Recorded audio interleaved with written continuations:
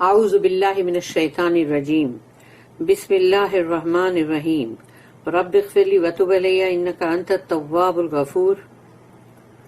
سورہ نساء آیت نمبر 82 and 83، دو آیت پڑھنے جا رہے ہیں ہم۔ آیت نمبر 82 جو مجھے بہت پسند ہے، یہ آیت، افلا یتدبرون القرآن ولو کان من عند غیر اللہ لوجدوا فیہ اختلافا کثیرا۔ صدق اللہ العظیم۔ رب اشرح لی صدری ویسر لی امری واحلل عقدۃ من لسانی یفقہوا قولی۔ اللہ یہاں کہتا ہے افلا یتدبرون القرآن، تم قرآن کو پونڈر نہیں کرتے، غور و فکر نہیں کرتے اس پہ، اس کے میننگ کو سمجھنے کی کوشش نہیں کرتے، اس پہ تدبر نہیں کرتے۔ کرنا چاہیے نا، یہ قرآن کو کیا بنا کے رکھا ہے؟ تاک پہ چڑھا کے رکھو، زری کے غلاف میں اس کو لپیٹ کے رکھو، لحاف میں، اور پھر اس پہ عطر چھڑکو اور اس کو اتارو اور چومو چاٹو اور پھر واپس رکھ دو۔ اس لیے ہے کیا قرآن؟ قرآن تو ایک مینیول ہے جو ہم انسانوں کے لیے ہے کہ ہم کو کیا کرنا ہے اور کیا نہیں کرنا ہے، تو اس کے اوپر ہم کو پڑھ کے اور اس کے اوپر سمجھ کے چلنا ہے کہ کون سی بات ہے جس کو کرنے کا حکم دیا اللہ نے جو کہ بندے اکثر نہیں کرتے، اور کون سی ایسی بات ہے جس کو نہیں کرنے کا حکم دیا اللہ نے لیکن وہ چیز وہ کرتے ہیں۔ سبحان اللہ۔ افلا یتدبرون القرآن، تو کیا وہ قرآن پہ غور و فکر نہیں کرتے؟ ولو کان من عند غیر اللہ، اگر وہ اللہ کے سوا کسی اور سے آیا ہوتا، اگر کسی اور نے اس کو، یعنی اللہ کے غیر اللہ کا مطلب اللہ کے سوا، یعنی کسی اور نے اگر یہ قرآن کو لکھا ہوتا، یہ قرآن اس کی طرف سے آیا ہوتا تو کیا ہوتا؟ لوجدوا، تم بہت یقیناً تم اس میں بہت پاتے، فی اختلافا کثیرا، بہت زیادہ اختلاف یعنی کہ جو انسان جو ہے وہ اس کے اندر بہت ساری ایسی چیز دیکھتا کہ ارے یہاں تو ایسا بولا اللہ نے، اب یہاں کیا ہو گیا؟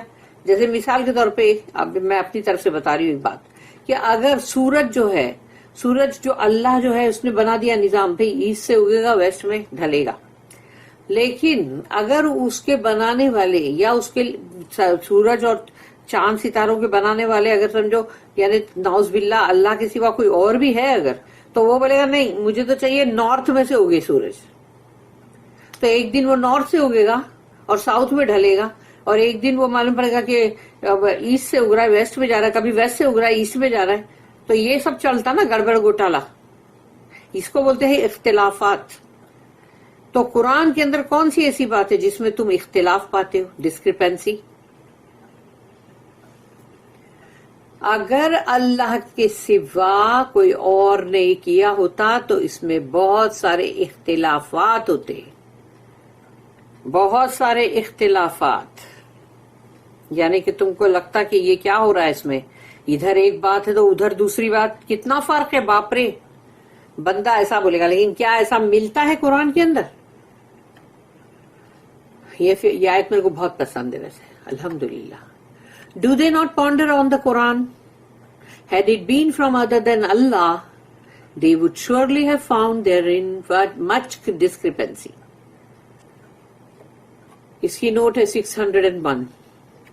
The unity of the Quran is admittedly greater than that of any other sacred book.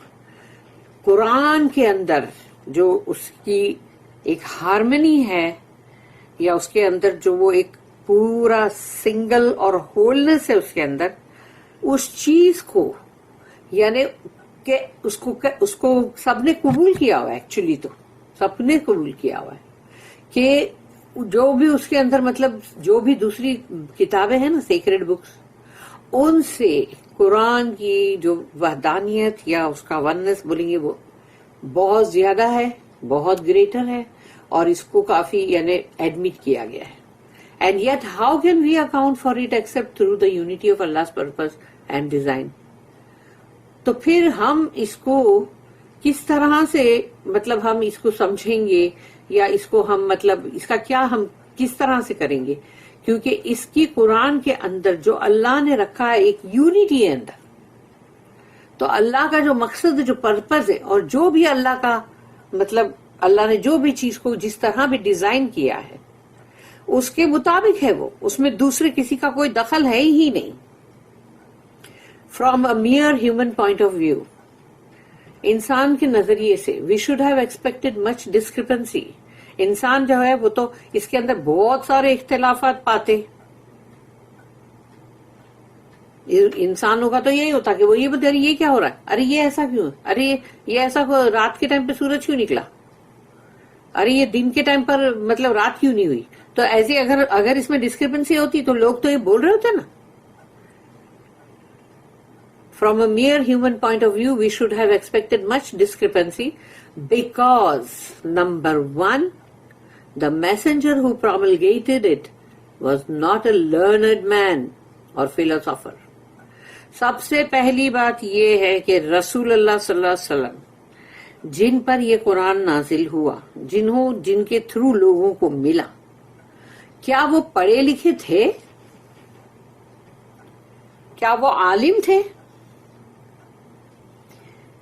یا کیا تھا وہ جو بولتے نا فلاسافر, وہ تھے کیا؟ وہ تو وہ کچھ بھی نہیں تھے. وہ تو بالکل ان لیٹرڈ تھے, ان کو تو کچھ معلوم ہی نہیں ہے, وہ لکھا ہوا تو پڑھ بھی نہیں سکتے. وہ تو ان کے اندر سینے میں جو ڈال دیا گیا جو ان کی زبان سے جاری ہوتا تھا. اسی لیے جب کوئی قرآن کی کتابت کرتا تھا, لکھتا تھا, تو وہ اس کو دیکھ کر پڑھ نہیں سکتے تھے کہ اس میں غلطی ہے کیا. وہ بولتے تھے سناؤ مجھے پڑھ کے. وہ سننے میں اگر کچھ غلطی ہے تو نکالتے تھے. پھر number 2 point, it was promulgated at various times. اور جب بھی یہ قرآن نازل ہوا ہے رسول اللہ صلی اللہ علیہ وسلم پہ, بہت ہی الگ الگ ٹائم پہ, الگ الگ مقامات, الگ الگ مطلب حالات میں نازل ہوا ہے نا. It was promulgated at various times and in various circumstances. حالات بھی الگ الگ ہوتے تھے, کبھی کوئی حالات ہے تو کبھی کچھ حالات ہے, اس میں قرآن آ رہا ہے. تو لیکن کیا وہ اختلاف میں ہے کہیں بھی اس میں کہ چاہے وہ کبھی بھی تم پہلے 1 سال پہلے کا لے لو, کہ تم 23ویں سال جو قرآن پورا نازل ہو تب کا لے لو, یا بیچ میں جاؤ کبھی بھی کہیں کا بھی لے لو, اس کے اندر کہیں تم کو کوئی فرق, کوئی اختلاف نہیں ملے گا. اٹ از, اور نمبر 3 یہ ہے کہ it is address to all grades of men. یعنی یہ نہیں بولا گیا دیکھو بھائی یہ قرآن جو ہے نا اونلی پی ایچ ڈیز کے لیے ہے, یا بہت پڑھے لکھوں کے لیے ہے یہ, اور باقی جو اناڑی بیچارے جو جاہل ہے ان کے لیے نہیں ہے. قرآن تو سب کے لیے ہے, خواہ وہ پڑھا لکھا ہو یا نہ ہو, سب کے لیے, وہ اعلیٰ سے ادنا.